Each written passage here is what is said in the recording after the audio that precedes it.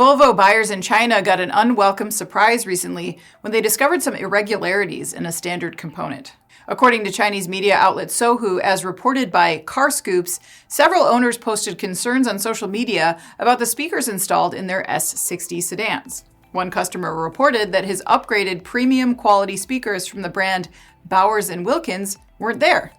Instead was a set labeled Bowers and Vilkins, with the second word starting with 2 capital V's instead of the W. The owner also reported that their vehicle's gear shaft, which on this high-end Volvo was made of a crystal-like material, was missing its typical light-emitting feature. Other reports suggested a piling on of additional Volvo buyers who claimed similar findings, leading some to ask whether the counterfeit products were installed intentionally.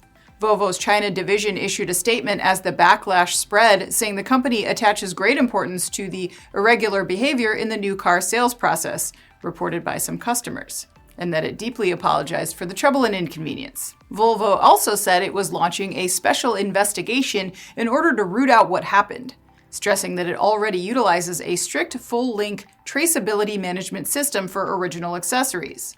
Volvo added that in the future it would further strengthen the supervision and management of authorized dealers, comprehensively standardize sales service standards and processes, and effectively protect the legitimate rights and interests of every customer. All that said, some observers expressed concern that the damage has already been done. CarScoop says local media in China indicates that Volvo's brand reputation has taken a hit, adding that the incident raises uncomfortable questions about oversight and accountability within Volvo's supply chain.